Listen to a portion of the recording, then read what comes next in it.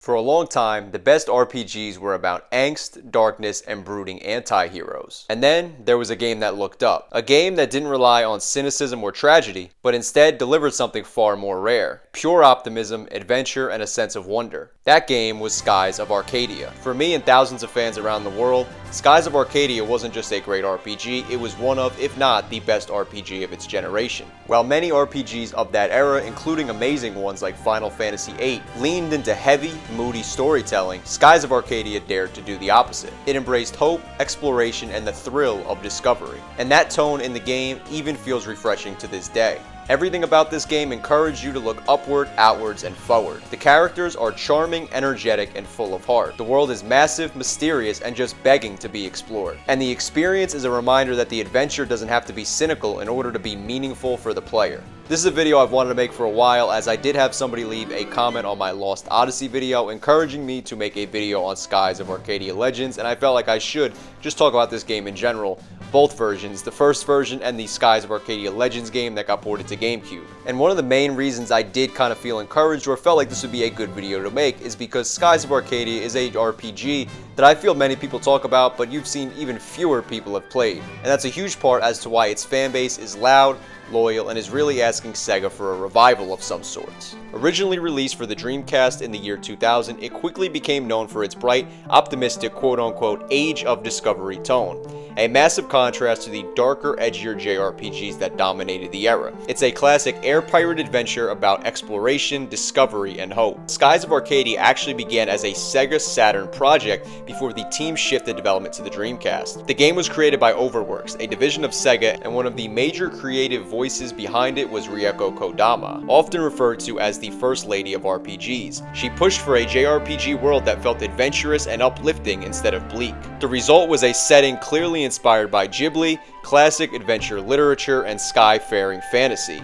It emphasized exploration, skyships, discovery, and a group of upbeat characters who actually liked each other. Despite strong critical reception, the Dreamcast's short lifespan meant that many players didn't find the game until its enhanced 2003 GameCube port, Skies of Arcadia Legends, which I mentioned earlier, which added new content, streamlined encounters, and fixed several pacing issues. Even then, the game didn't reach mainstream success, but that only intensified its cult following.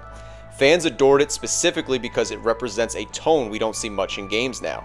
Hopeful JRPG world building, exploration-driven progression, bright, adventurous pirate fantasy, and an emphasis on joy instead of cynicism. And part of why the fandom is so protective today is because Skies of Arcadia never got a true sequel, despite years of rumors, trademark renewals, and interviews suggesting the developers wanted to continue the series. Ask anybody who's played it and they'll light up when they talk about things such as the airship battles, which were strategic, cinematic, and completely unique for the time. The Blue Rogues attack, a wild burst of teamwork I almost always chose over the more powerful Prophecy, because it felt right for the crew and the spirit of the game. Allies and old enemies uniting in the final battle, creating one of the most emotionally satisfying climaxes in JRPG history, and the thrill of discovering new lands and charting the skies, which is special for the moment that you finally pick up on how big and imaginative the world truly is. These weren't just features, these are memories for people. Moments that shaped why so many of us fell in love with JRPGs in the first place. Sega has already proved this game has legs. While next year will be 23 years since the GameCube port released, the GameCube release wasn't just a port, it genuinely improved the experience. As mentioned earlier, the game had refined mechanics, smoother progression, and added in additional content. I played both versions of this game all the way to the end, and I feel like that alone should show you how strong the core game truly is. Imagine what a remaster, remake, or sequel could achieve now, with modern hardware and 20 plus years of RPG evolution behind it. Fans didn't just beat this game, they dreamed and imagined about what would come next. Many of us had entire ideas for what could come in sequels, side quests, or expansions. And I've seen many people talk online about what could come if there was even further exploration.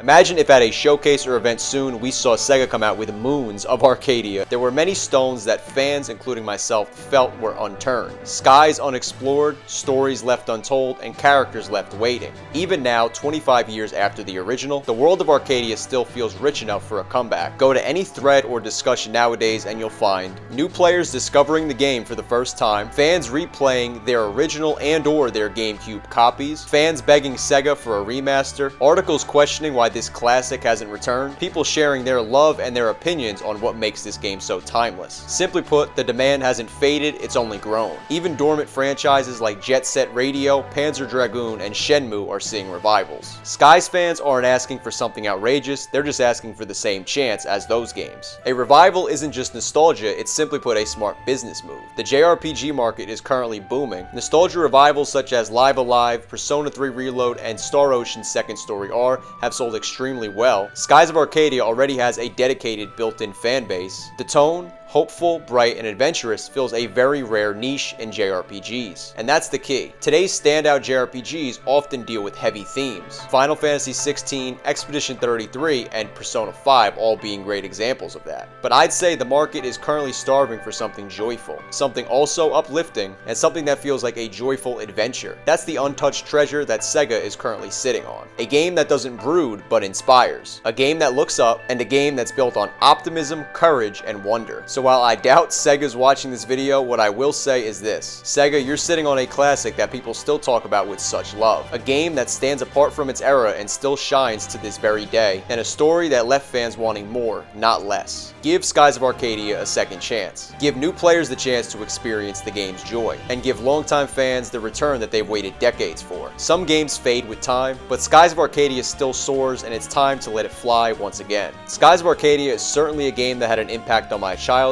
and after receiving a comment about it and just seeing the fan demand online, I felt like I should definitely make a video about this game. And I want to know down below in the comments section, have you played Skies of Arcadia? And if you have, what do you love about it? And if you haven't, would you be interested in picking it up if it saw a remaster, or would you like to see a sequel or prequel for the game? And if you enjoyed this video, definitely make sure to hit like and subscribe, as I've got plenty more reviews, breakdowns, and retrospectives on the way. Thank you all for watching though, and I am out.